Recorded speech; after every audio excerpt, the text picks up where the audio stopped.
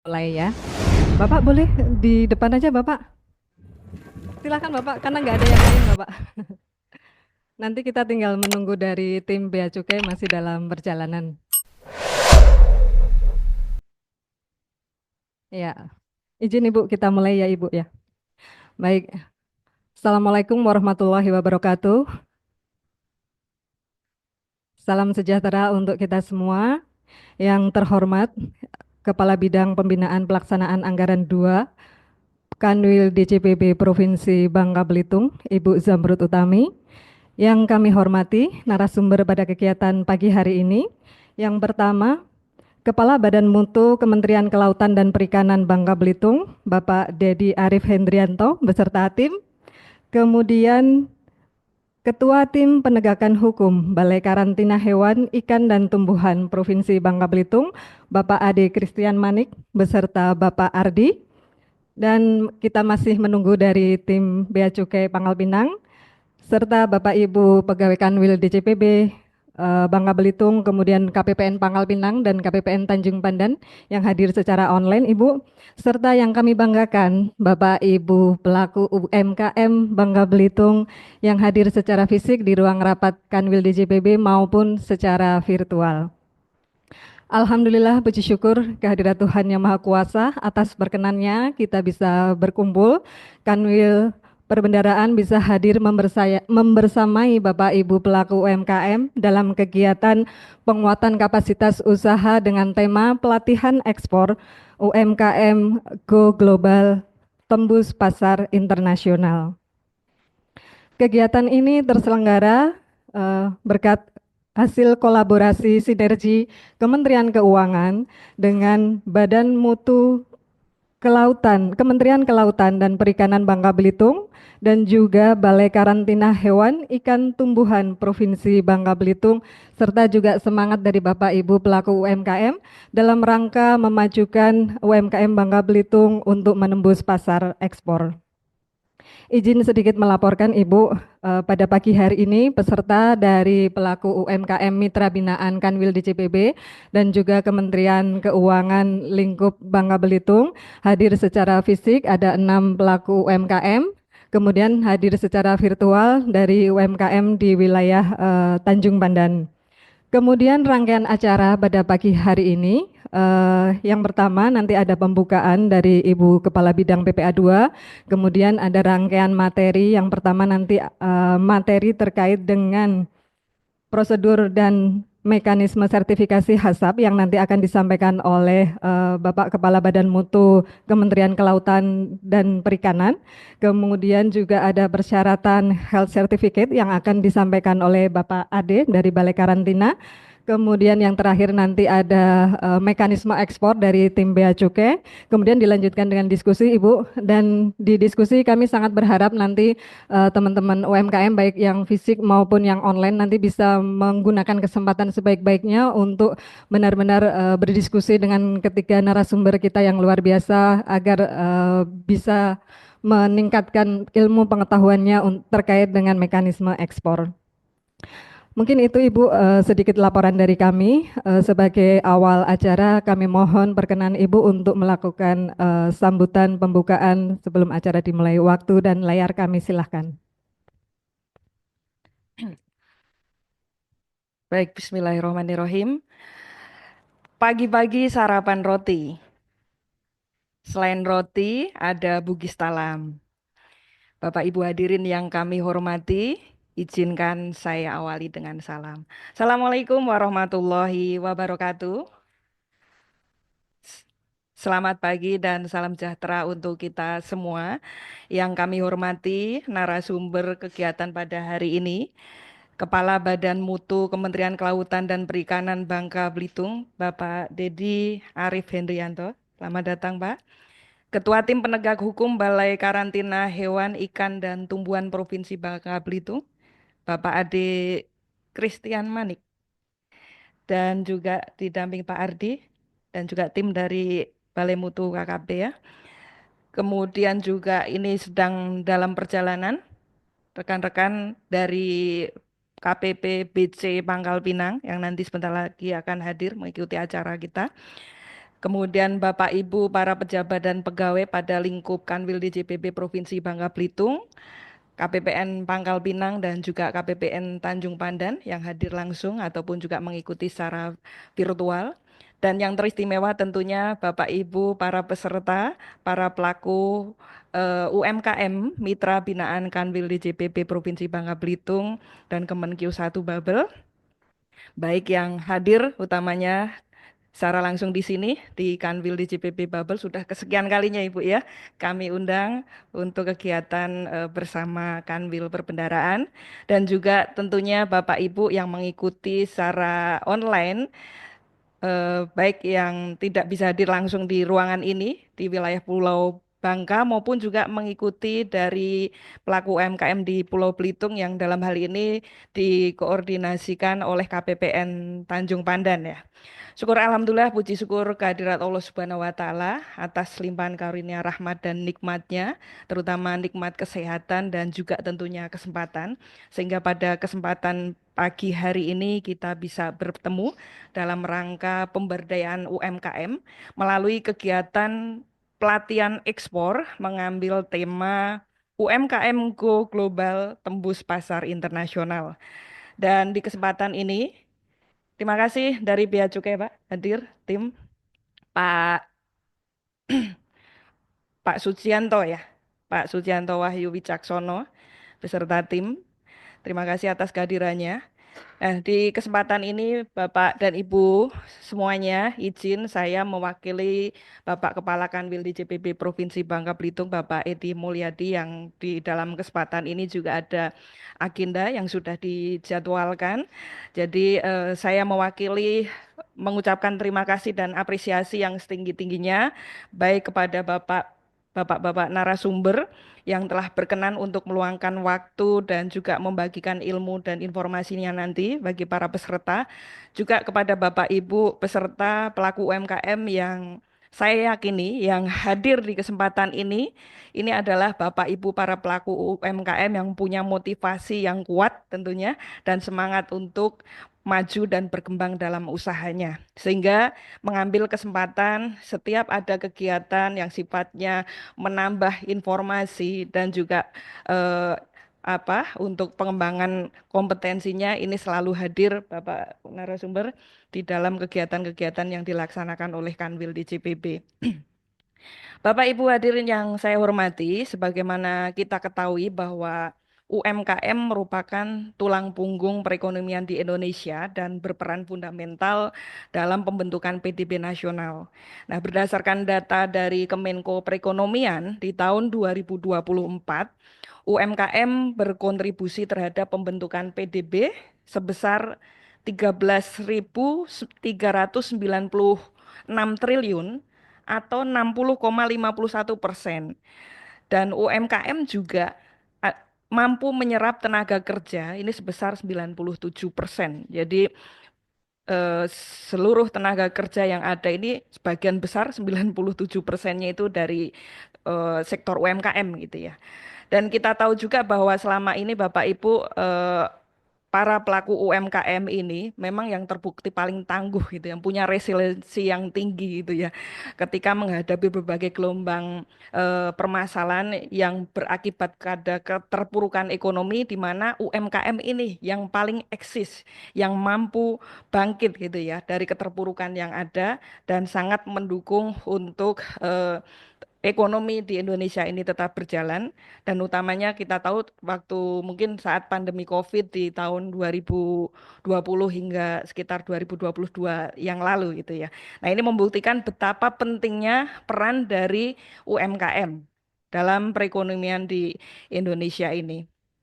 Dan untuk itu tentunya dengan peran penting dari UMKM ini, kami dari unsur pemerintahan, karena yang hadir di sini terutama kami dari pemerintahan, tentu harus punya perhatian khusus untuk sektor UMKM dan para pelaku usaha di dalamnya.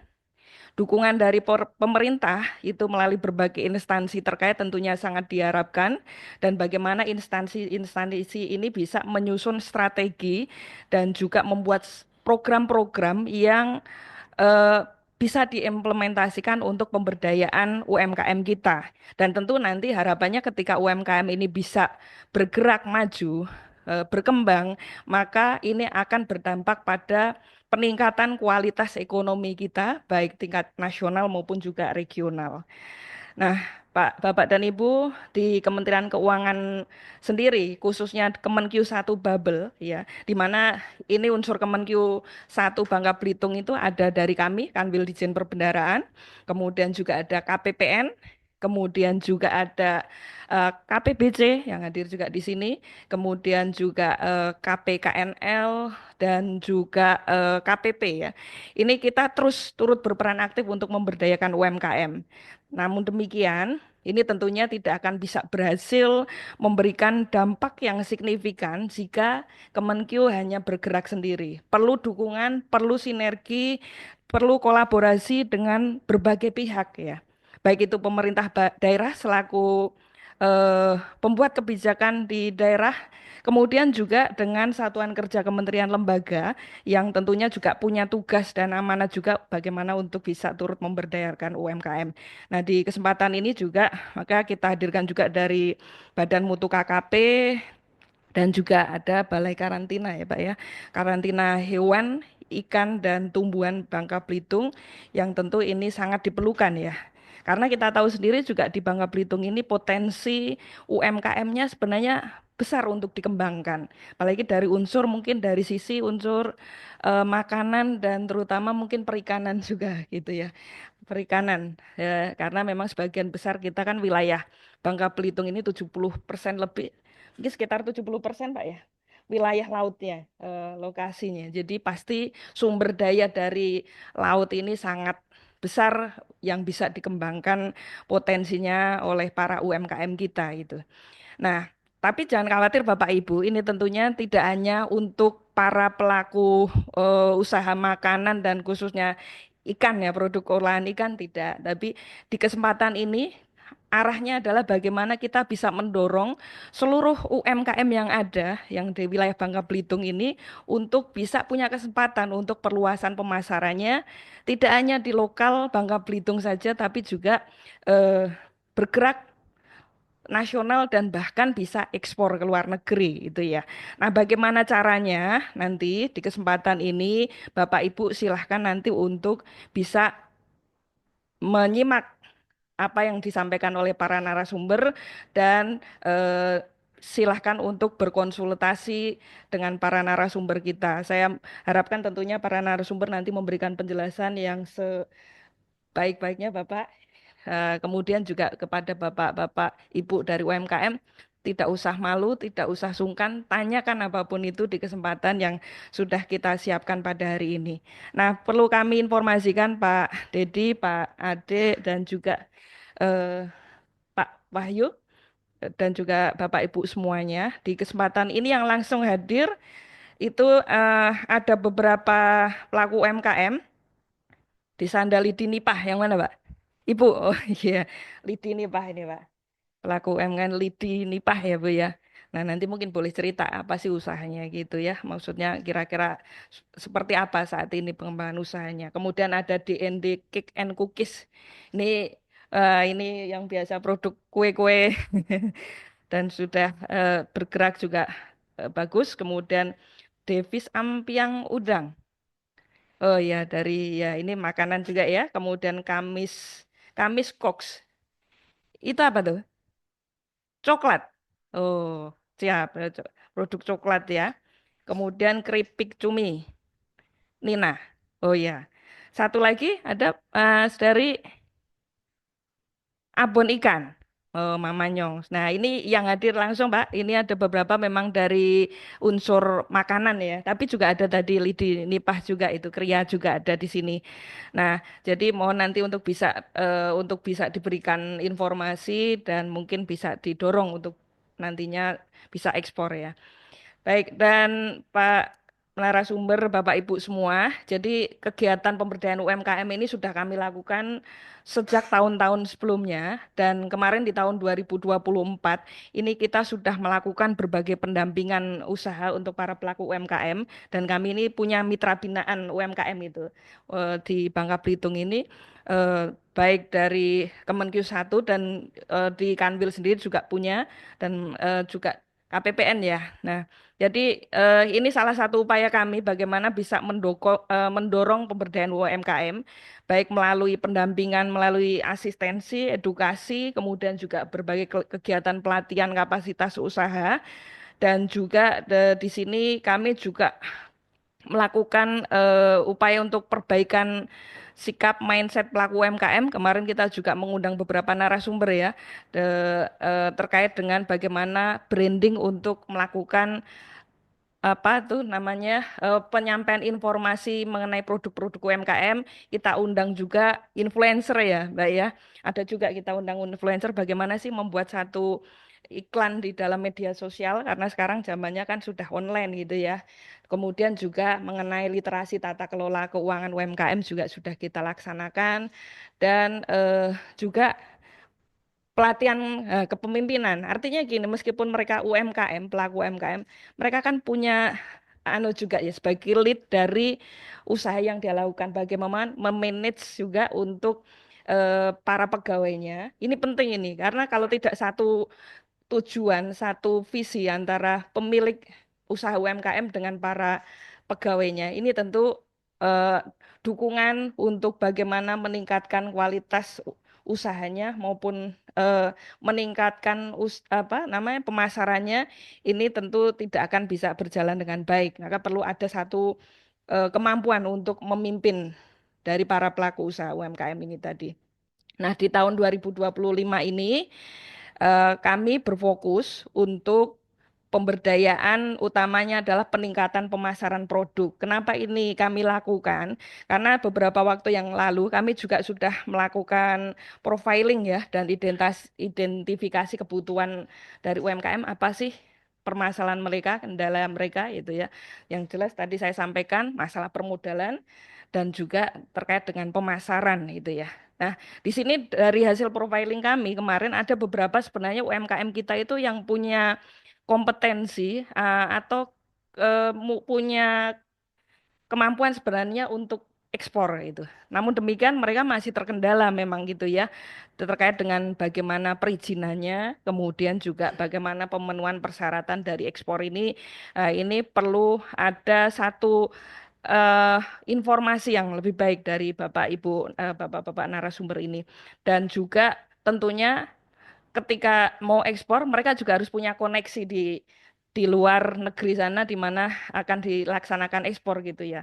Jadi perlu koneksi buyer-buyer yang di sana. Nah, ini mungkin nanti bisa diinformasikan nih. Mungkin dari Bea Cukai sudah sering juga membantu itu untuk memfasilitasi ekspor dan saya dengar kemarin juga Pak Dedi sampaikan ada juga ya Pak ya. Nanti mungkin bisa bantu untuk mendorong atau memfasilitasi para UMKM itu bisa mempunyai akses untuk pemasaran di luar negeri tadi. Nah, jadi Bapak Ibu semua, di sini kembali lagi bahwasannya kita terus galang kerjasama antara seluruh instansi di Kepulauan Bangka Belitung ini bagaimana UMKM di Bangka Belitung ini semakin naik kelas dan punya kesempatan untuk ekspor. Dan di sini sebagai akhir dari sambutan saya mewakili Kak Kanwil, saya berharap Bapak Ibu para pelaku usaha yang hadir di sini baik secara langsung maupun yang melalui online bisa manfaatkan kesempatan ini dengan sebaik-baiknya, berdialog, berdiskusi dengan para narasumber untuk bisa mendapatkan banyak informasi dan ilmu yang nanti bisa diimplementasikan secara langsung oleh Bapak Ibu semuanya. Dan mohon kiranya sekali lagi juga kepada narasumber untuk eh, apa bisa memberikan kesempatan juga kepada para peserta untuk berdialog juga nanti. Demikian mungkin yang bisa saya sampaikan. Terima kasih banyak atas perhatian Bapak dan Ibu semuanya. Saya akhiri di kesempatan pembukaan ini dengan satu buah pantun ya. Ini pantun memang nggak pernah saya bikin sendiri, Pak, karena kalau saya bikin pantun, lebih lama saya mikir bikin pantunnya, Pak, dibanding saya ngomong begini. Nggak bisa saya, memang nggak bakat saya. Baik, kayu yang sudah lama jadinya rapuh.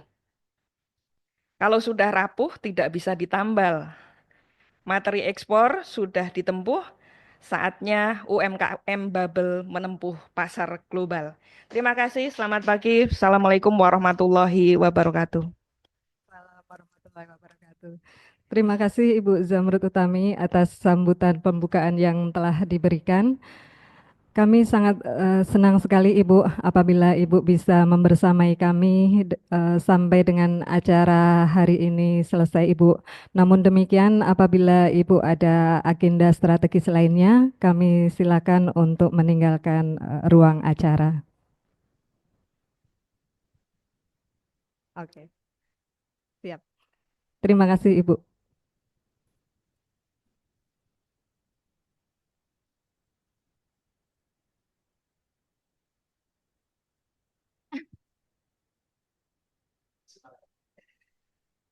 Baik, Bapak Ibu hadirin sekalian, selanjutnya kita akan memasuki acara inti pelatihan ekspor pada pagi hari ini. Nanti akan kita sampaikan 3 paparan. Yang pertama akan kita sampaikan paparan nanti dari Badan Mutu KKP yang akan disampaikan oleh Bapak Dedi Arif Hendrianto. Sebelumnya bisa ditayangkan profil beliau. Ya, Bapak Dedi, beliau masih sangat muda dan bulan ini kebetulan berulang tahun ya Bapak ya. Iya, bulan ini berulang tahun, beliau masih sangat muda. Saya nggak perlu menyebutkan tanggal lahir dan sebagainya ya. Dan beliau lahir di Purbalingga, Jawa Tengah. Saya tetangga Bapak, saya dari Jogja. Dan beliau sudah cukup lama melanglang buana di Departemen Kelautan dan Perikanan sejak 25 tahun yang lalu. Beliau sudah menjadi insan kelautan dan perikanan dengan latar belakang Sekolah Tinggi Perikanan Jakarta, lulus tahun 99, kemudian melanjutkan pendidikan di Universitas Sumatera Utara, Magister Sains Program Pasca Sarjana Pengelolaan Sumber Daya Alam dan Lingkungan, dan terakhir di University Malaysia Perlis, PhD candidate ya Bapak ya.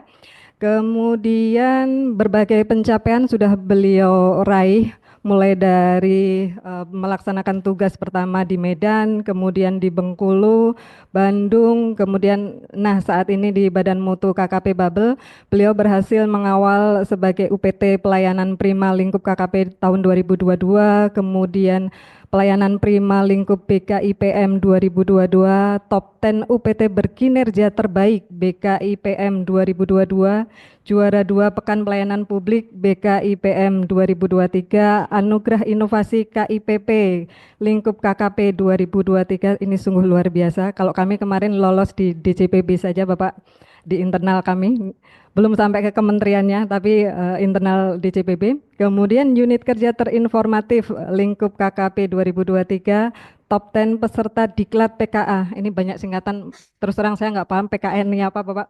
Terbaik lingkup KKP 2024. Kemudian Anugerah Inovasi Non Digital Jaga Si Cekatan lingkup KKP 2024. Kemudian juga berbagai legasi juga beliau torehkan, ada waktu di Medan, Bengkulu, Bandung, kemudian terakhir di Pangkal Pinang. Beliau sebagai founder inovasi Saulin, kemudian konseptor inovasi digital, inisiator MOU antara Kepala Badan dan seluruh Bupati Wali Kota se-Babel, kemudian founder inovasi non-digital Jagasi Cekatan, jejaring gabungan reaksi cepat kelautan dan perikanan, kemudian inisiator pembenihan udang faname mandiri di Kabupaten Bangka, inisiator kesepakatan bersama antara pemangku kepentingan untuk akselerasi penjaminan mutu HKP Bangka Belitung, kemudian konseptor Equal, kemudian founder inovasi POPI, Pojok Pengaduan dan Informasi Terinteraktif PPID dan Lapor.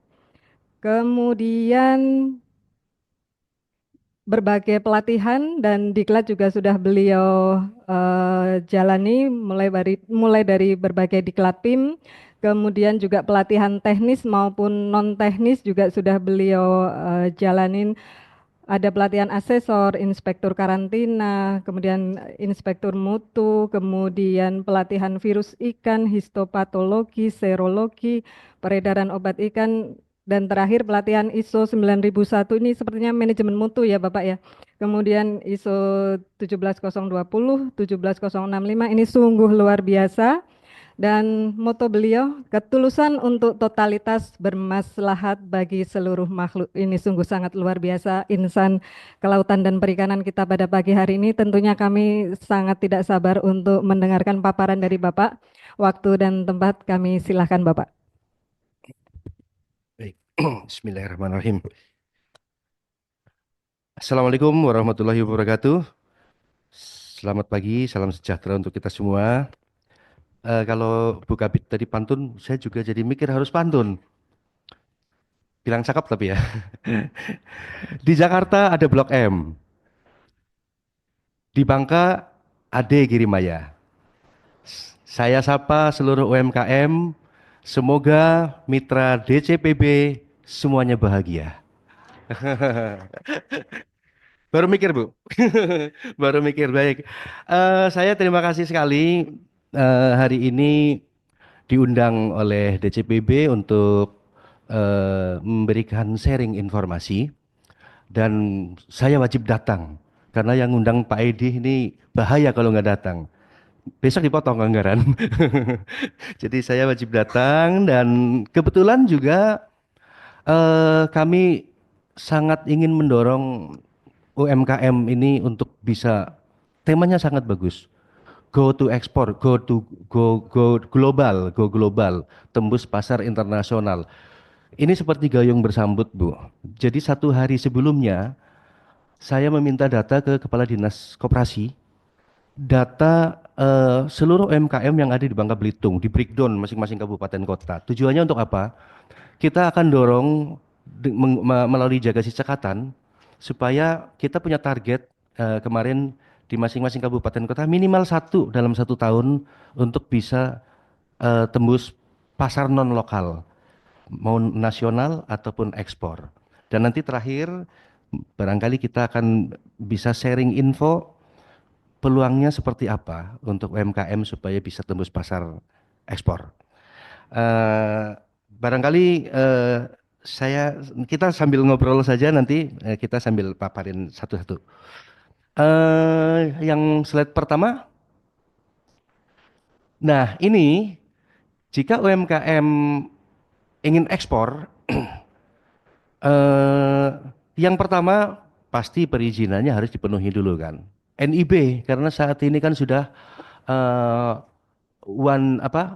OSS ya, Online Single Submission OSS, terdapat NIB dan pasti harus memiliki sertifikat standar dan sudah terverifikasi. Nah, setelah UMKM atau UP itu memiliki semua perizinan dasar, maka pasti harus melakukan permohonan SKP sebelum ekspor. Karena HACCP tidak bisa terbit kalau belum ada SKP. SKP itu sertifikat kelayakan pengolahan. Karena di situ berbicara tentang prerequisite program.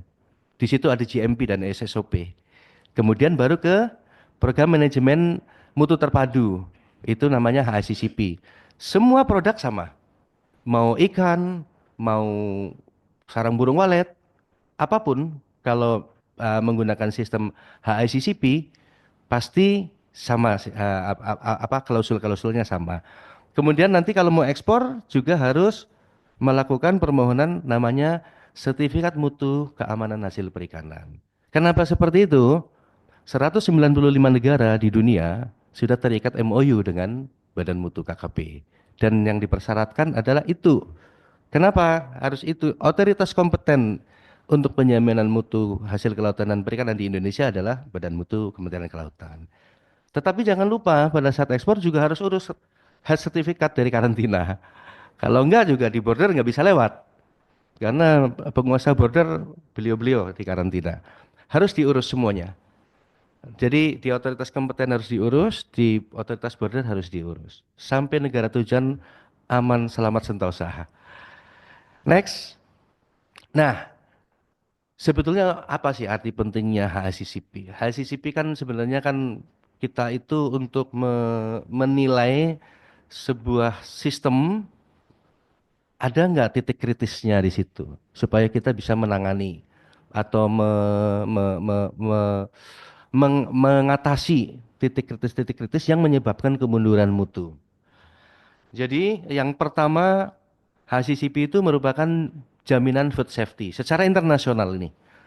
Makanya sebetulnya HACCP kalau sistem HACCP ini sudah bisa dijadikan hambatan non tarif untuk internasional.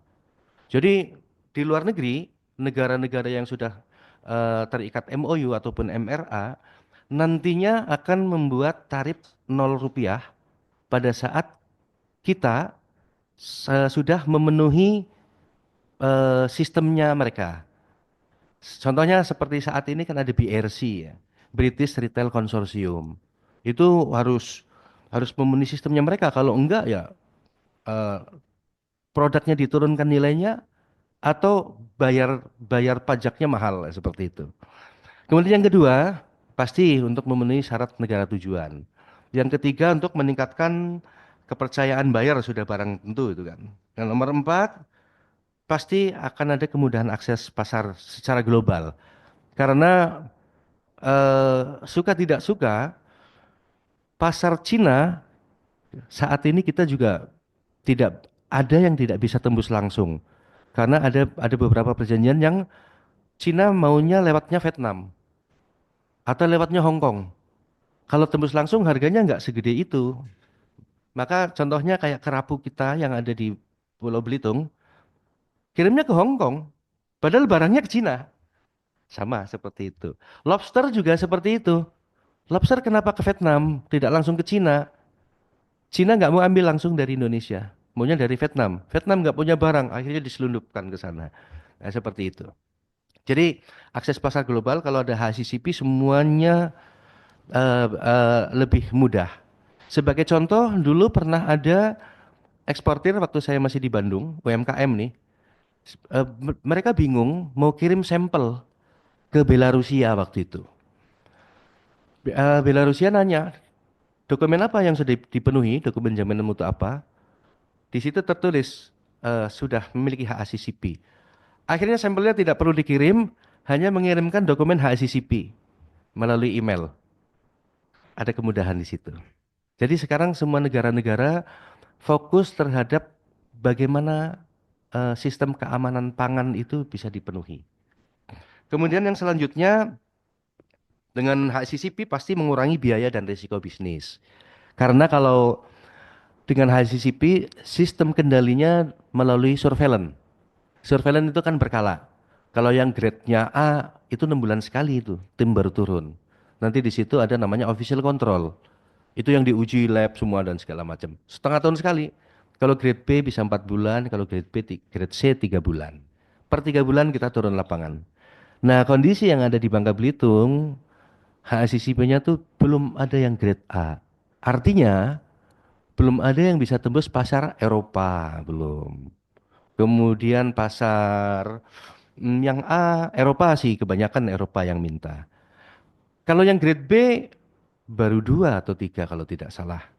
Dari 8 unit pengolahan yang aktif di Bangka Belitung. Padahal sebenarnya banyak kalau kita trace ya, karena UMKM kemarin kita data tuh totalnya itu ada sekitar 2 ribuan UMKM. Makanya hari ini mudah-mudahan kita punya data, kita sedang breakdown khusus yang perikanan ada berapa banyak. Inilah yang kita dorong. Nah, melalui momentum ini nih sangat bagus sebetulnya. Nanti kita sambil berdiskusi. Ya, kemudian kalau grade A, grade B itu bisa masuk ke negara-negara tertentu. Karena mereka yang mempersyaratkan. Contohnya misalkan grade B, kirim ke Cina harus grade B. Kericu yang akan dikirim ke Cina, contohnya nih, harus bebas dari logam. tidak ada kandungan logam yang terpapar di situ. Maka harus dipenuhi alat detektor logam namanya. Nanti semua produk dilewatkan ke situ dulu, karena di sana akan dicek. Kemudian juga ada materi-materi mikrobiologi tertentu yang dipersyaratkan tidak boleh ada di sana. Di sana, di sana juga dicek. Sebagai kasus contoh kasus nih tahun 2020. Semua produk perikanan kita yang masuk Cina diduga terpapar COVID. Terpapar COVID, bukan hanya pada produk, tapi pada kemasan, pada alat transportasi. Jadi pada saat barang masuk ke sana, itu dideteksi. Oh terpapar nih COVID. Barangnya ditahan, ada yang 1 tahun, ada yang 2 tahun. Bagaimana kalau barang kita, barang ekspor ditahan di sana? Berarti di sana kan nyolok listrik terus. Beban biaya tinggi otomatis. Mau dikembalikan ke sini, biayanya juga tinggi. Akhirnya banyak sekali eksportir kita yang minta sudah dimusnahkan saja di sana. Lebih murah biayanya. Tapi kan rugi. Daripada rugi 2 kali. Seperti itu. Makanya HACCP itu penting. Kita bisa bargain, waktu itu kita bisa counter. Terakhir saya mengalami sendiri kejadian itu di bulan November tahun 2021 kalau nggak salah. Ya 2021. Waktu itu saya diaudit oleh pihak Tiongkok, namanya GACC. Di sana GACC ini gabungan antara kuarantin dan custom di sana.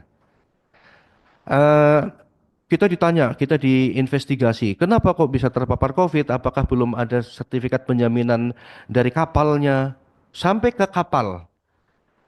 Tapi kita waktu itu pakai strategi.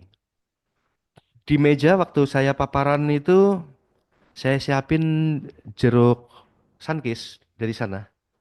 Jeruk-jeruk dari Cina. Kemudian di belakang TV-nya merek Changhong.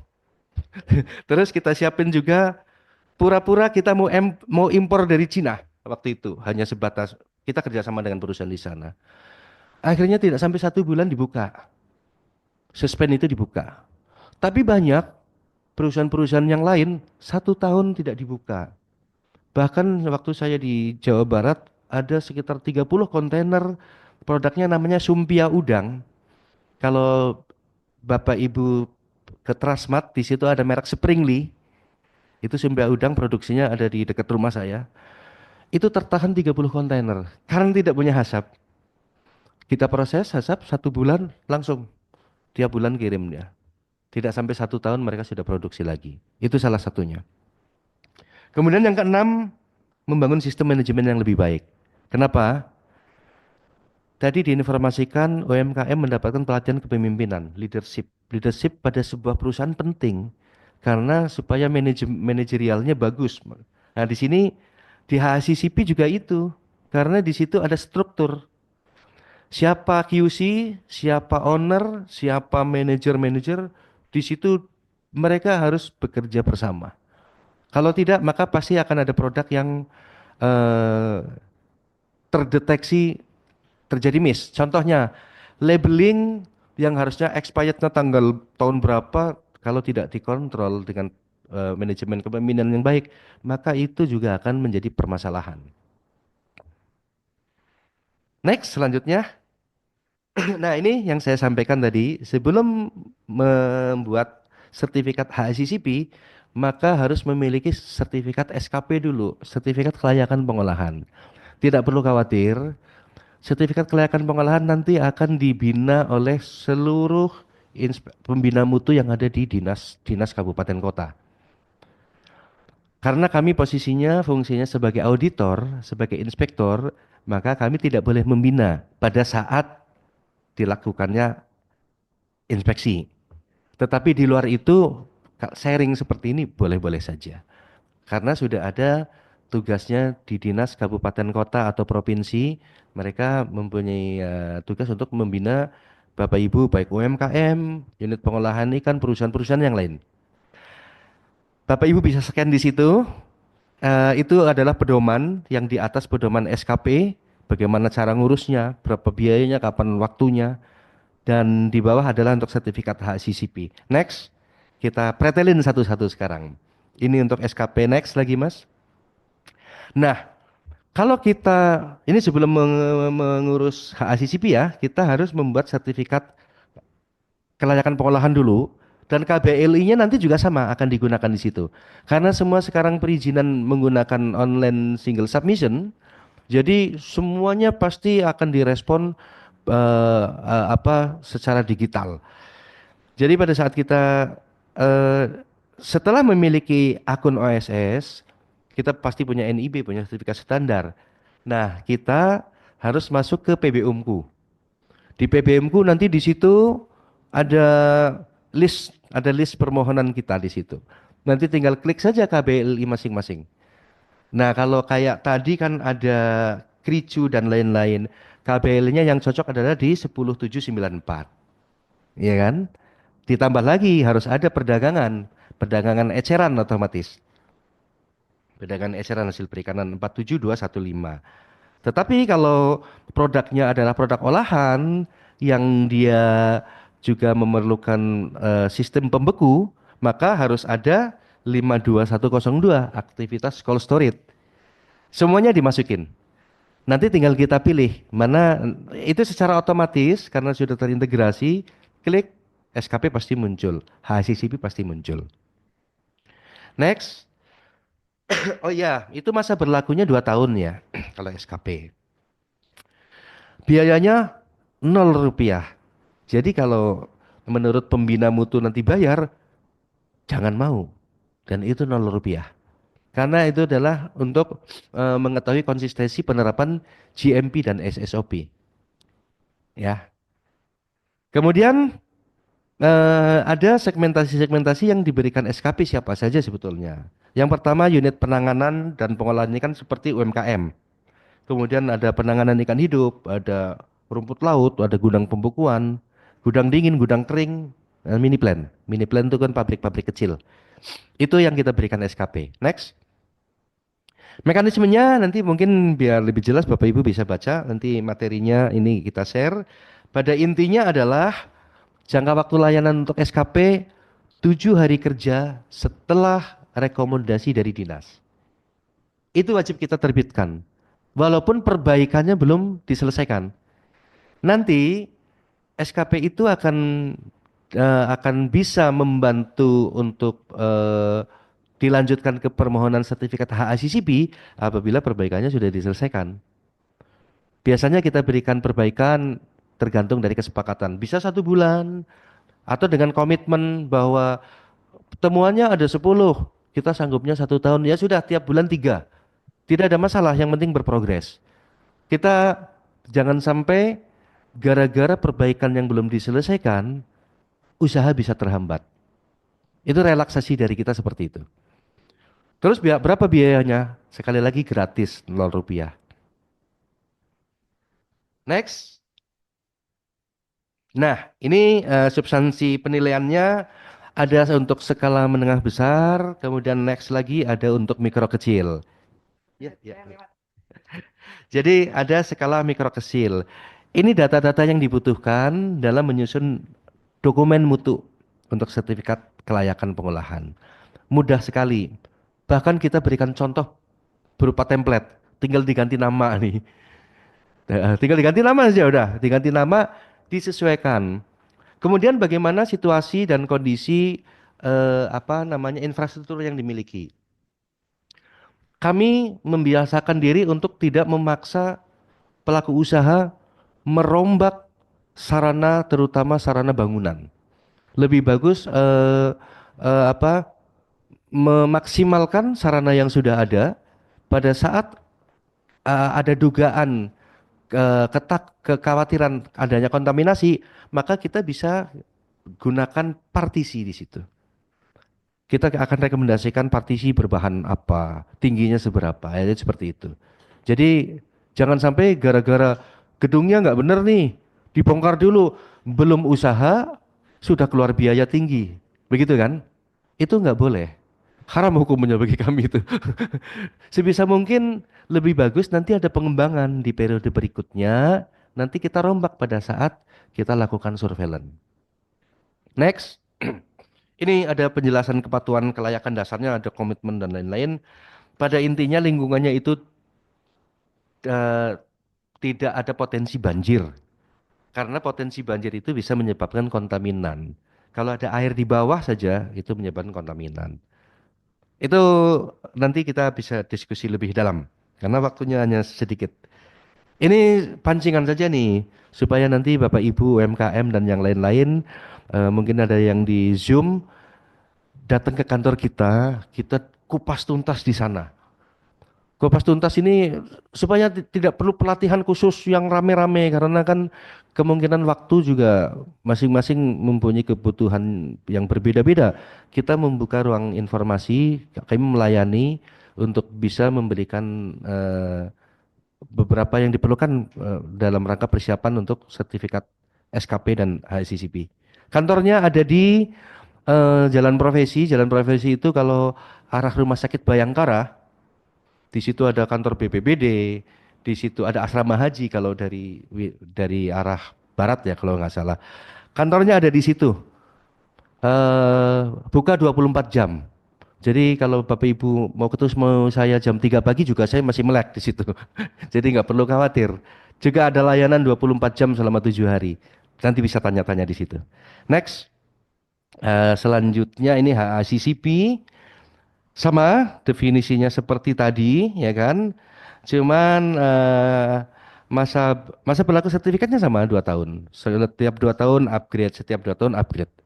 Next, mekanismenya sama, cuman jangka waktu penerbitannya kalau SKP 7 hari, kalau sertifikat HACCP dalam jangka waktu 10 hari pada saat rekomendasi dinas sudah dinyatakan lulus ditujukan kepada kami, maka dalam jangka waktu 10 hari harus terbit.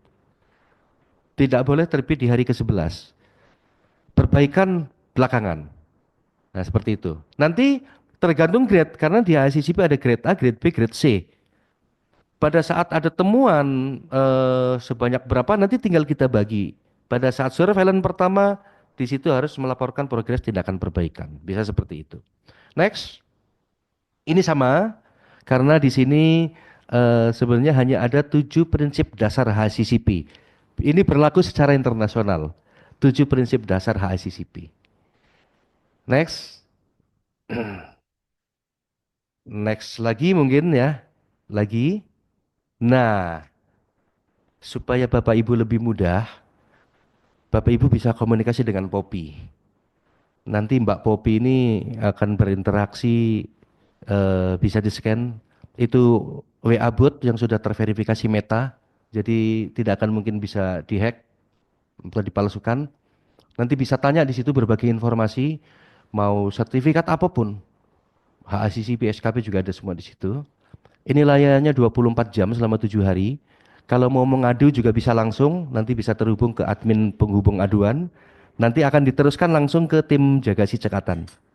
Kalau memang di Tanjung Pandan hari ini ada yang mengikuti secara online, kita juga punya tim di sana. Nanti bisa langsung terjun ke lapangan. Itu next. Nah, Bapak Ibu pasti bingung kenapa kok biayanya gratis. 0 rupiah. Bapak Ibu boleh browsing berapa biaya sertifikasi HACCP. Pasti di situ muncul 20 sampai 50 juta. Ya enggak? Ya karena pakai konsultan. Ya enggak? Kalau bisa sendiri kenapa enggak? 50 juta bisa untuk membenahi sarana, ya kan? Silakan bisa datang ke kami, nanti kami pandu. Nanti pembinanya sebetulnya dinas, tapi kami juga boleh memandu. Nanti yang turun ke lapangan untuk membina tetap dinas. Nanti kami datang tinggal menginspeksi saja, mengaudit yang disarankan oleh dinas.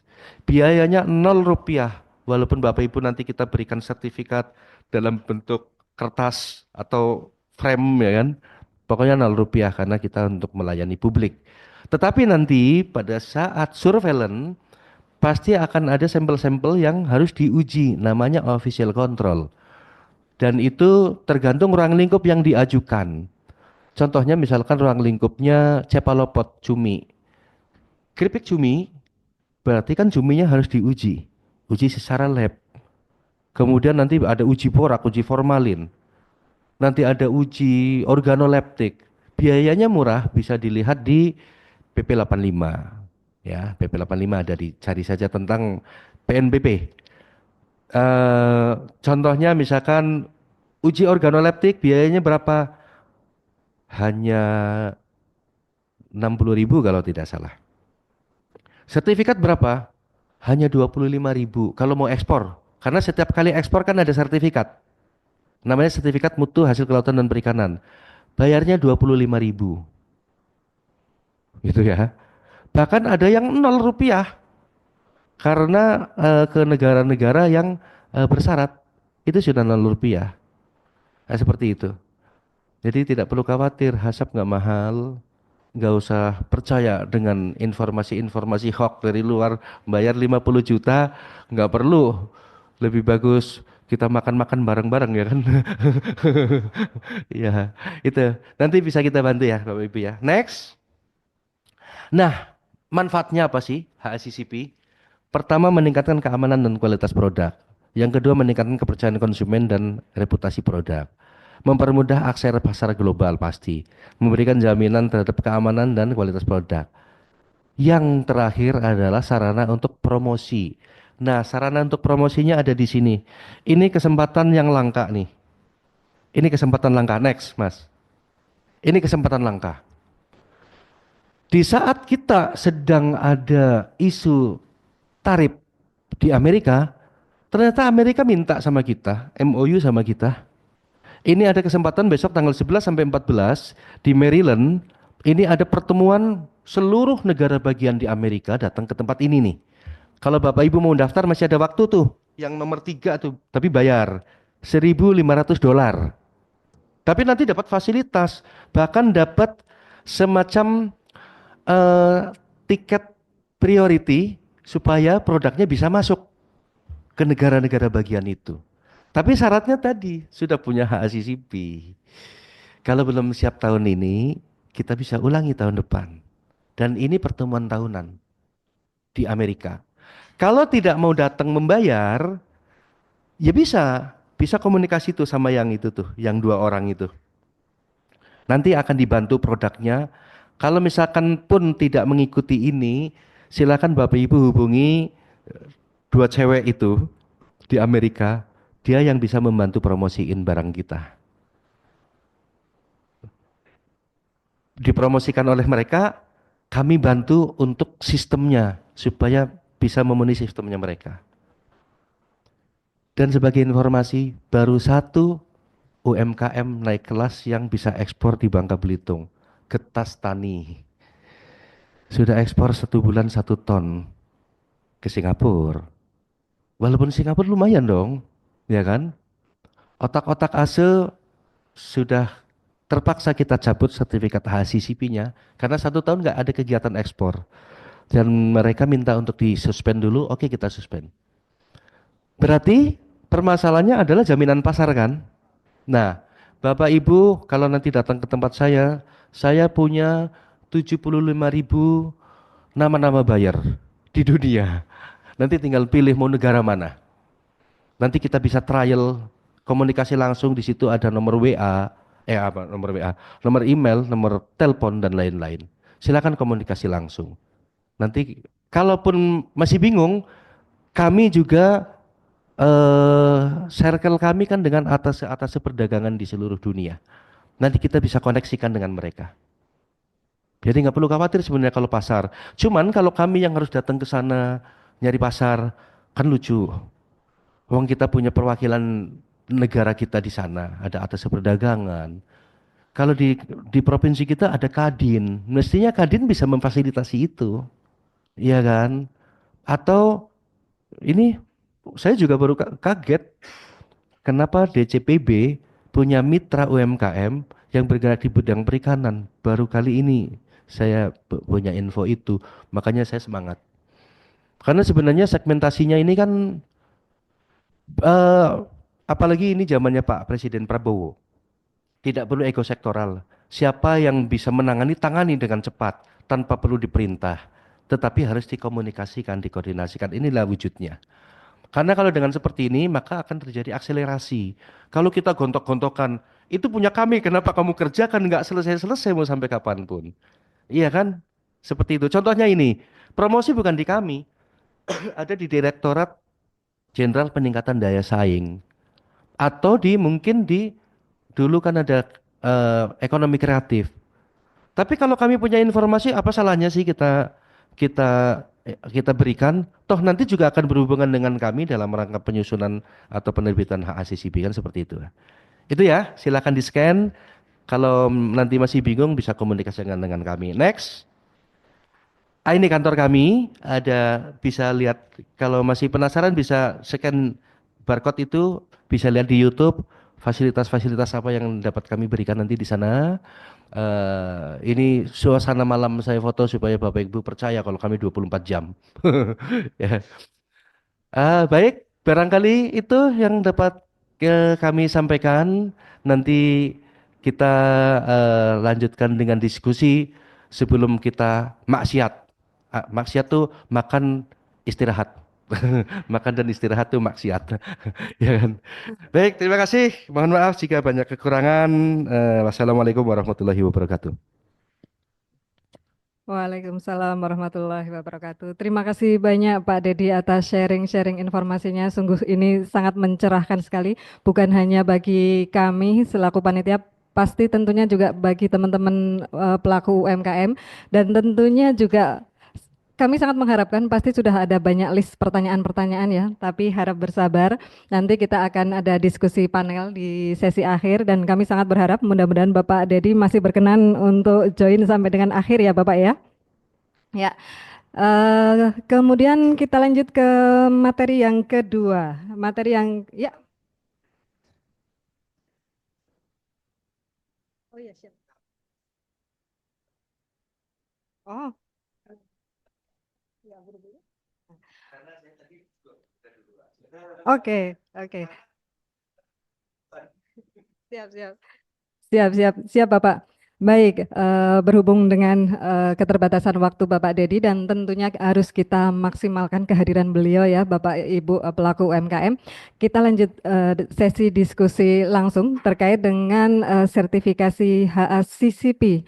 Nah, kami sangat mengharapkan pertanyaan-pertanyaan kritis-kritis benar-benar yang memang masih menjadi ganjalan dari Bapak Ibu semuanya, mohon didiskusikan di dalam forum ini. Ini forum dari kita untuk kita. Kami sangat mengharapkan pertanyaan-pertanyaan dari Bapak Ibu semuanya. Monggo silahkan pergunakan kesempatan ini sebaik-baiknya. Silahkan. Dari siapa yang pertama? Oke, Mas, silahkan Mas. Perkenalkan dulu ya Mas ya, nama dan nama usahanya. Oke, terima kasih Bapak Ibu sekalian. Perkenalkan saya Hamdan, Pak. Usahanya sebenarnya kafe coklat, gitu. Terus sekarang merambah ke coklat Bintu Bar, gitu. Jadi coklat dari biji, kami ngelola dari eh, biji yang kami ambil dari petani kakao di Bangka. Susahnya minta ampun untuk nyarinya ternyata, gitu. Dan alhamdulillah kami dapat dan kakao Bangka ternyata enak sekali. Nanti bisa dicicipi di sini juga. Kami bawa sampel kakaonya. Dan kami bergerak di coklat itu alhamdulillah sudah 3 tahun Pak, gitu. 3 tahun di sini dan permintaan pasar di lokal alhamdulillah bagus. Kayaknya tinggal kami deh, kafe coklat di Bangka itu. Dan kami masih bertahan gitu di coklat karena gempuran harganya luar biasa Pak, gitu. Di market internasional harga coklat itu 1 tahun terakhir ini sepengamatan saya itu naiknya 6 kali lipat gitu. Dan yang dirasakan petani itu kakao yang asal saja itu naik 4 kali lipat gitu. Itu sebagai gambaran kenapa kemudian saya bergerak di situ. Nah, kami sebenarnya pengen gitu Pak, karena bergerak juga kami secara komunitas. Komoditas kakao itu harganya banyak dipengaruhi oleh pasar luar negeri gitu, karena Indonesia itu sempat jadi eksportir kakao nomor 3 di dunia, dan eksportir nomor 1 dan 2-nya sekarang lagi tumbang, yaitu di Ghana dan Pantai Gading.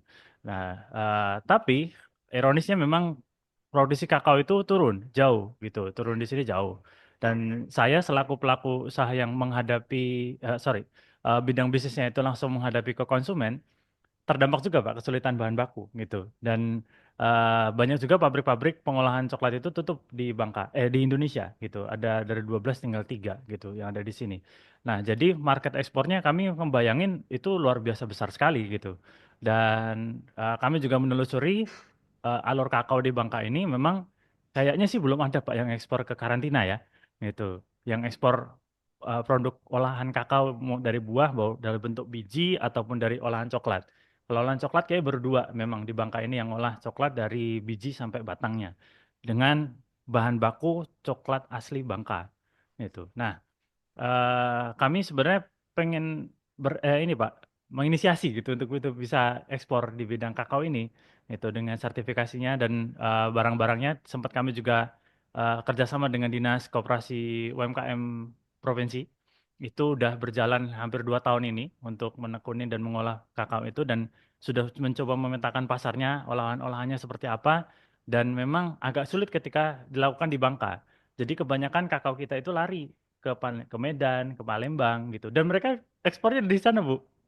Ekspor dari sana dan harganya luar biasa gitu. Di sini diambil 100.000, di sana dijual 150.000 gitu. Jadi ada sekitar 30% berarti kan hilang itu potensi hasil yang harusnya kita bisa amankan. Nah, perputarannya itu ya bertonton gitu kan. Tapi ya masih sekitaran 8 ton lah barang kakao kita keluar di situ. Nah, bagaimana Pak kemudian kita bisa menginisiasi gitu secara komunal gitu di Bangka itu untuk kemudian bisa menggerakkan ekspor kakao ini gitu. Apakah ini memang tergantung dengan volumenya gitu. Karena kalau dari buyer kami ini justru malah kesulitan di supply gitu. Kami coba kontak-kontakan gitu. Ya negara tetangga saja di Malaysia sama di Singapura yang memang eh, ekspor terbesar produk coklat dan olahan atau kakao itu memang paling besar di Malaysia sama Singapura gitu. Nah, mungkin itu Pak petunjuknya supaya nanti kita bisa ekspornya nggak usah ke lewat Palembang atau lewat sana karena tengkulak kita itu ke sana semua dan itu diam-diam Pak gitu. Nah, jadi bea cukainya kan masuk ke sana Pak gitu. Nah, jadi ini harapannya menjadi sinergi yang baik gitu. Makasih Pak, terima kasih. Ya, langsung dijawab nanti dengan teman-teman karantina. Ya. Karena kalau data pertanian itu tumbuhan perkebunan ada di teman-teman karantina. Nanti kalau data ikan ke kita, kecuali ada kakao yang di coating dengan protein hidrolisis dari ikan, nanti sama kita. Karena ada Oh iya. ada pembagiannya di situ ya. Oh, Kalau kami kalau dulu karantina ada di kita juga ikan. Sekarang karantina sudah ada di teman-teman eh, karantina ikan hewan dan tumbuhan di satu. Nggak apa-apa.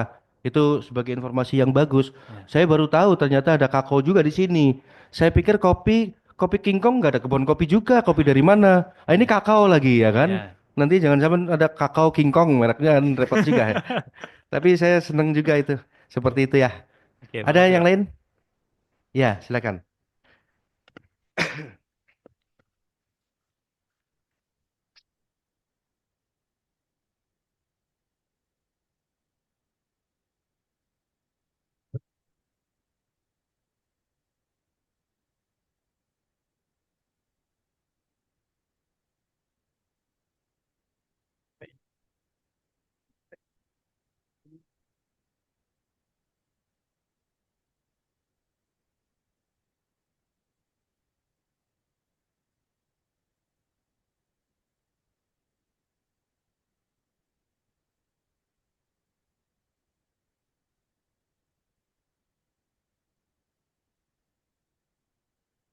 Eh, Perkenalkan Pak, nama saya Yuyun. Saya kebetulan alumni STP Angkatan 52.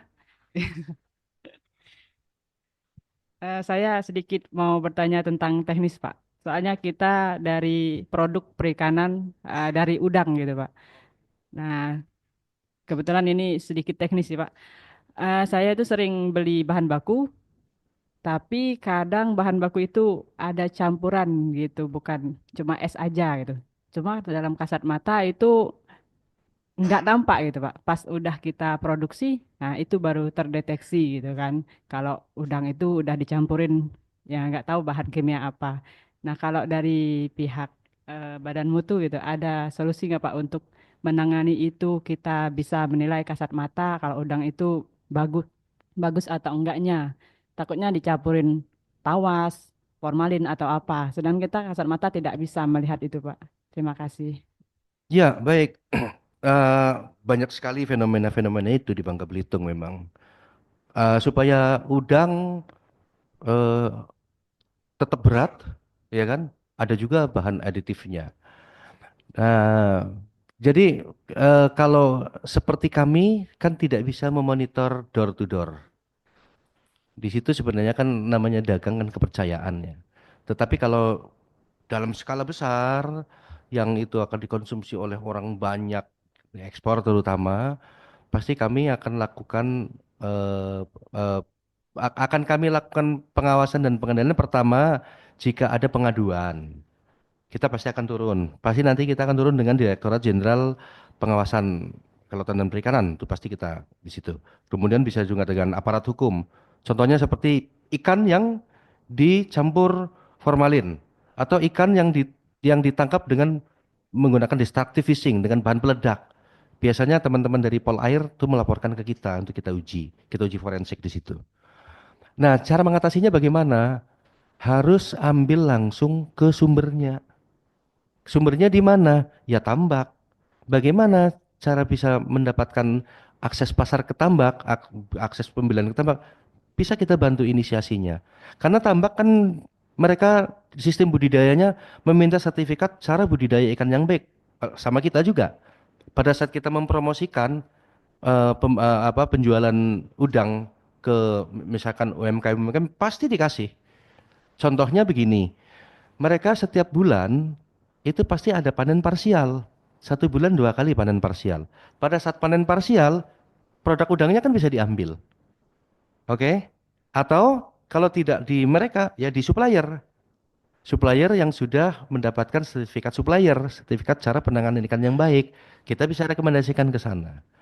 Kalau ambilnya di pasar, yang tidak jelas traceability-nya, saya yakin pasti akan ada pakai bahan pengawet. Karena mereka tidak mempunyai sarana yang memenuhi, freezer mungkin nggak punya, es yang dimilikinya mungkin tidak banyak, supaya menggunakan esnya dikit tapi bahannya awet, ya sudah dicampur dengan bahan aditif. Contohnya borak. Borak itu banyak digunakan. Cara ngecek borak gampang, hanya dengan kunyit. Nanti bisa kita ajarin tuh. Untuk deteksi, oh barang ini ada boraknya.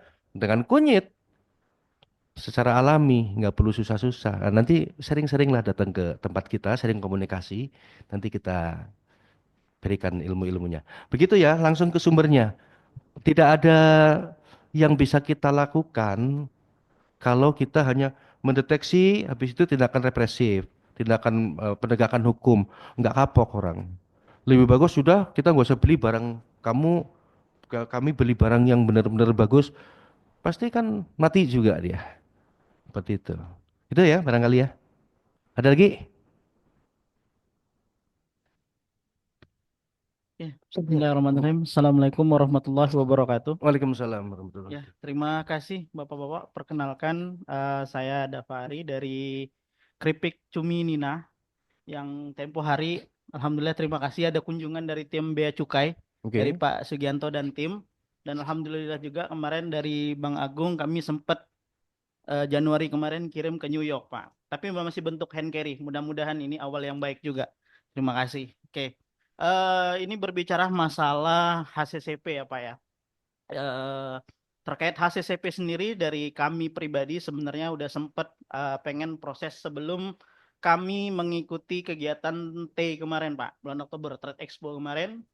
eh, dari tim Dinas Mutu, Pak Tri dan rombongan, dan Pak Bima, mungkin Bapak kenal, sudah sempat kunjungan ke rumah produksi kami, kayak gitu. Cuman karena lain hal, jadi Bapak juga sempat nyinggung AC Tani, AC dan segala macam. Jadi sebelum kami berpartisipasi dalam T kemarin, kami sempat pengen ngurus nih Pak untuk HCCP ini kayak gitu loh kan. Kami juga datang ke Getas Tani, ke ASE sama eh, Ampiang UERIN di Sungai Liat mungkin Bapak, dan beliau juga sudah punya HCCP, cuman Ya. nggak lanjut karena lagi dan lagi permasalahannya sama belum dapat buyer. Kemarin juga ke Getas Tani itu memang tahun ini agak belum ada order lagi kemarin terkait itu. Nah, jadi sebenarnya permasalahannya kalau berdasarkan hasil ngobrol-ngobrol terutama dengan Pak Bima kemarin kan HCCP ini berbicara masalah komitmen, Pak. Bagaimana kita tetap menjaga komitmen sesuai dengan SOP dan regulasi yang berlaku. Terkait visit per 3 bulan, ada budget yang harus kita spend kayak gitu kan. Dengan catatan seandainya kalau kita sudah continue ekspor, mungkin bisa kita alokasikan di situ kayak gitu. Nah, terus berbicara masalah go global sesuai dengan tema kita hari ini, eh, kami pribadi, komitmen kami yang seperti kemarin yang sudah saya sampaikan pada awal, salah satu komitmen kami ikut kemarin kegiatan Trade Expo atau beberapa event yang apa ya, konsepnya tuh mendatangkan buyer kayak gitu loh Pak, kayak gitu. Terakhir itu kami ada fasilitas dari Desprindak Kabupaten Bangka. Kita diadakan virtual business matching Pak di Tanjung Pesona pada saat itu. Kayak gitulah. Mungkin itu salah satu langkah-langkah yang lumayan efektif agar kita ini, mohon maaf, maksudnya setelah berteori ada praktek kayak gitu loh. Jadi Bapak juga sempat menotis terkait ADDAK, ITPC dan segala macam. Nah, kemarin juga kemarin sempat ada grup juga pas pulang dari Trade Expo kemarin. Jadi kalau misalnya butuh kontak atas perdagangan dari negara ini, siap untuk membantu Pak. Kira-kira seperti itu. Jadi ya sebenarnya pertanyaannya kalau sudah punya hasap ini, ya tantangan kita tuh bagaimana kita harus ekspor bahasanya kayak gitu. Karena yang saya bilang tadi ada budget juga yang akan kita spend ketika visit per 3 bulan itu ada temuan kita harus ya entah merubah dari sisi atau merenov dari apa dan segala macam kayak gitu. Kira-kira seperti itu sih Pak. Ya, demikian itu aja mungkin sekedar ngobrol. Baik, ya itu sangat betul. Hasab berbicara komitmen, konsisten dalam menerapkan sistem jaminan, baik mereka ada produksi atau tidak berproduksi. Maka memang harus ada jaminan pasar dulu. Atau kalau jaminan jaminan pasar kan tidak mesti harus ekspor, bisa nasional. Nasional itu contohnya kita mau masuk ke hotel, ke Horeca, hotel, restoran, kafe. Kalau sudah ada sertifikat itu pasti menjadi priority. Karena banyak hotel-hotel yang mereka kepingin jaminan saat ini ya. Apalagi kalau ekspor. Nah, untuk itu eh, kalau makanya saya punya direktori itu nanti tinggal bisa dipilih. Kita mencoba nggak ada salahnya. Kecuali kalau Kadin bergerak nih. Kalau Kadin bergerak keluar, mereka pasti tahu mana yang suka crackers. Keripik cumi ini kan termasuk kategori crackers ya. Karena pada saat G20 kami promosikan ke Tastani padahal loh sudah HACCP. Ya makan orang Ukraine. Mereka bingung mau ngomong rasanya gimana, bingung. Nggak bisa menerjemahkan karena tidak terbiasa makan itu. Jadi tidak semua negara bisa kita promosikan produk kita. Karena mereka punya kebiasaan yang berbeda. Tetapi kalau masih wilayah Asia, pasti jamin, oh ini keripik cumi kita memang beneran bau cumi ini, bukan bau ikan kan gitu kan, bau cumi. Oh bener, kemungkinan bisa seperti itu. Nah, kita masih punya peluang, kita masih di Asia, mau Asia Tenggara, mau Asia Tengah, mau Asia Timur itu masih masih memakan itu. Barangkali nanti kita akan bisa share untuk kontak-kontak atau perusahaan-perusahaan yang di wilayah Asia dulu. Kalau Europe pasti tidak akan mungkin mau. Gitu kan. Paling Asia. Nanti kita bisa bantu di situ. Kemudian terkait dengan yang tiga bulanan nih. eh Budgetingnya itu kan sebenarnya hanya untuk pengujian. Yang official control atau on check tadi kan eh, tidak ada misalkan kalau memang dalam 1 tahun pertama itu temuannya sudah ada terkait dengan infrastruktur, tidak akan mungkin sarana prasarana di tahun berikutnya akan ditemukan lagi. Yang ditemukan paling kok ini pisaunya udah karatan masih dipakai, contohnya seperti itu. Jadi mau tidak mau daripada kita tidak komitmen dalam menjalankan sistem mutu itu, akhirnya minta dicabut kan, akan menyerahkan diri, akan mohon ampun untuk cabut aja daripada 3 bulanan spend money kan gitu kan. Seperti itu. Yang terjadi ya di ASE itu. Nanti yang lebih susah lagi, tiba-tiba ada pembeli, ininya udah dicabut, ngurus lagi dari awal, reputasinya udah jelek. Karena sistem kita kan sistem online, SKP dengan online, HACCP dengan online, Nanti kami juga turun, kami juga mungkin dengan efisiensi anggaran kalau yang jauh-jauh, kita inspeksinya juga dengan virtual, tidak turun langsung ke lapangan, dan itu juga pasti akan lebih susah. Nah seperti itu. Jadi urus saja dulu. Kalau enggak urus SKP dulu. Bekalnya SKP sudah. Kalau SKP sudah, di-maintain saja supaya SKP-nya tidak mati.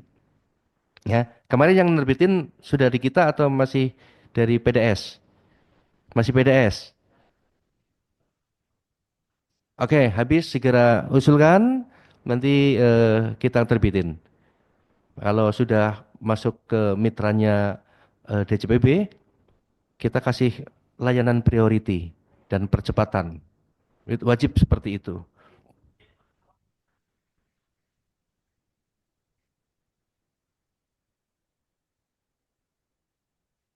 Kalau ekspor nggak ada. Contohnya kayak ke New York tadi nih.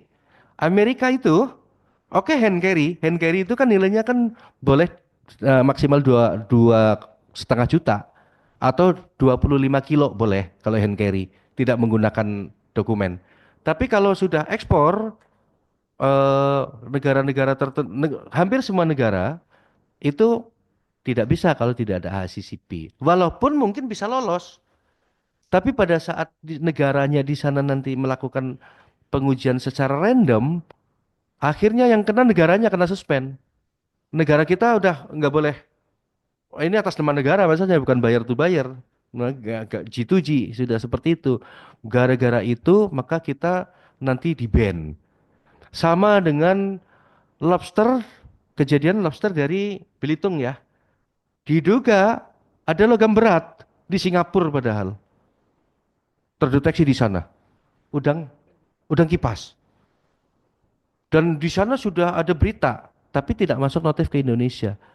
Setelah kita tunjukin ada pemeriksaannya nih, surveillance selama 3 bulan, ada HACCP-nya, isu itu mentah langsung di sana. Nah, itu politik dagang, hati-hati dengan politik dagang. Maka komitmenlah seperti itu. Maka kalau kalau tidak ada HACCP, hanya punya SKP. SKP untuk berlaku di pasar dalam negeri. Pasar luar negeri adalah HACCP karena sudah internasional. Dan sertifikat mutu SMKHP itu di aturan KMK yang baru kemarin dari Kementerian Keuangan terkait dengan Lartas, ada peraturan Badan Karantina nomor 5 itu sebagai dokumen lain supaya teman-teman karantina ini bisa nerbitin. Kalau nggak ada dokumen SMKHP terbit, wah nanti kita jewer nih teman-teman ini, ya kan? Karena aturannya seperti itu. Maka INSW ini kan sebuah sistem terintegrasi. INSW BC, PEB nunggu approve dari karantina otomatis sebagai border authority. Border authority nunggu keputusan dari competent authority. Ikan ini boleh kirim. Ikan ini dilarang kirim karena nggak dijamin mutunya, maka nggak akan terbit. Maka kalau dokumen itu wajib dipenuhi karena ini sebuah integrasi sistem. Jangan sampai banyak kasus kejadian, barangnya sudah sampai di sana, tidak ada dokumen kita, sampai sekarang barangnya nggak keluar.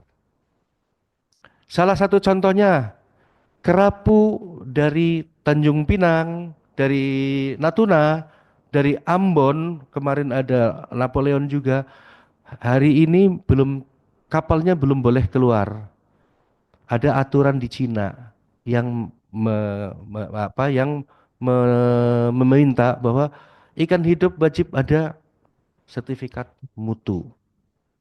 Nah, seperti itu. Maka HACCP kan untuk produk.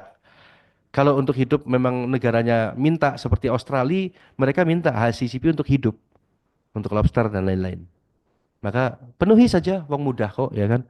Kalau nanti 3 bulanannya susah, berat, tinggal dikomunikasikan apa sih yang bisa diberikan. Tidak perlu ada official control, misalkan kami minta gratis uji labnya, ujilah lab sama kami. Kami bisa untuk memberikan pelayanan itu. Jadi kan kita juga melihat bagaimana kinerja ekspornya dari pelaku usaha kita. Orang nggak ada ekspor kok diminta 300.000, berat itu, ya kan, nggak ada ekspor untuk uji lab. Seperti itu. Tinggal dikomunikasikan aja. Ya. Kalau nggak ada, terima kasih. Kalau masih ada, boleh. Masih, boleh. Oh, boleh, boleh. Nah, silakan. Nggak apa-apa. Saya masih bisa. Oh, ya. Ya, halo. Ya, selamat pagi, Pak.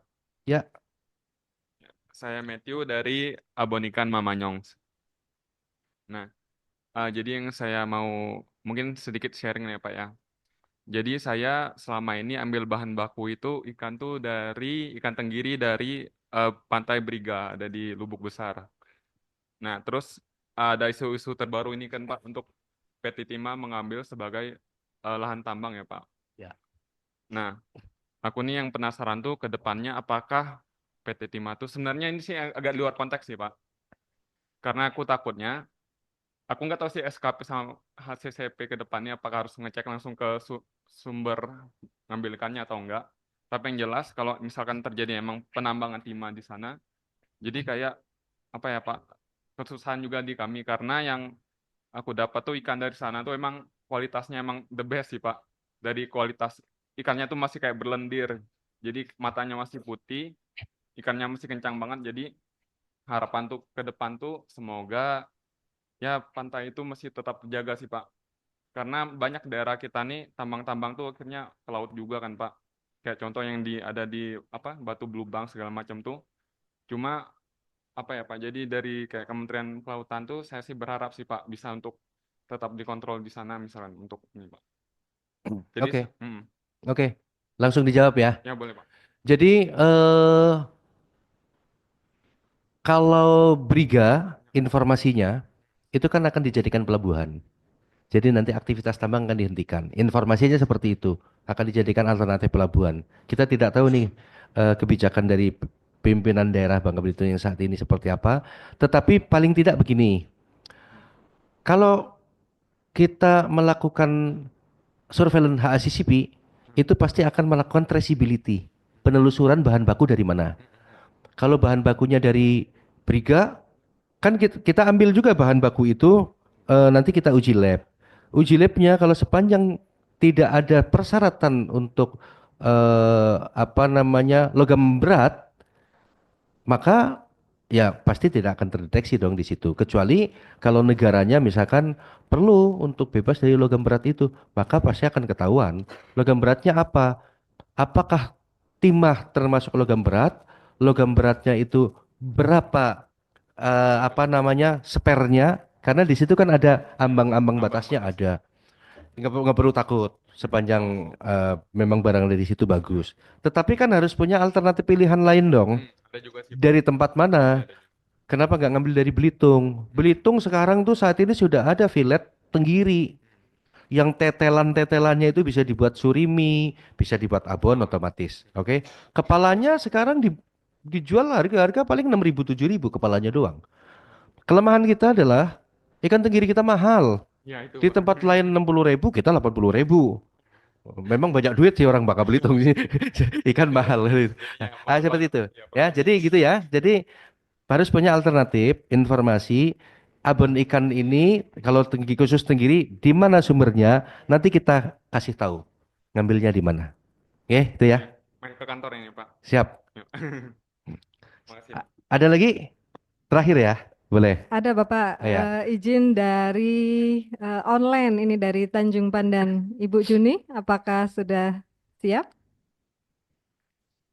Nah ini teman-teman dari KPPN Tanjung Pandan, Bapak Dedi. Oh, Ini teman-teman KPPN Tanjung Pandan juga punya mitra binaan juga dan ini menghadirkan beberapa mitra binaannya. Kebetulan juga ada produk-produk juga dari olahan ikan. Silahkan Bu Juni.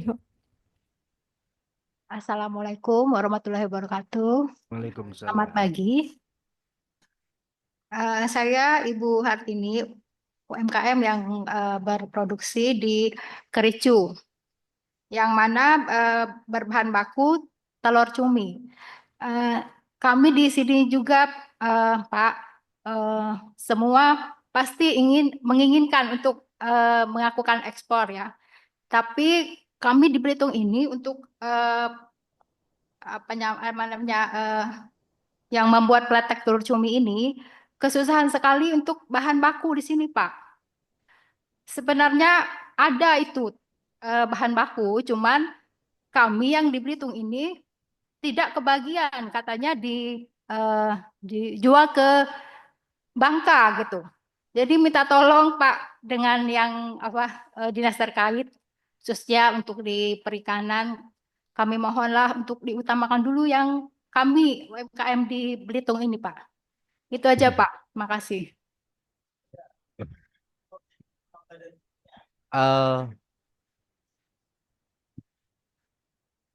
Iya, iya, iya. Ya, memang setahu kami memang kalau yang di Belitung masih menggunakan telur cumi. Memang kalau kita nyuruh kalau kita nyuruh cuminya terus-terusan bertelur nggak mungkin juga. Ya. Memang ya kita agak susah sih kalau untuk mendapatkan bahan bakunya yang harus ada yang telurnya.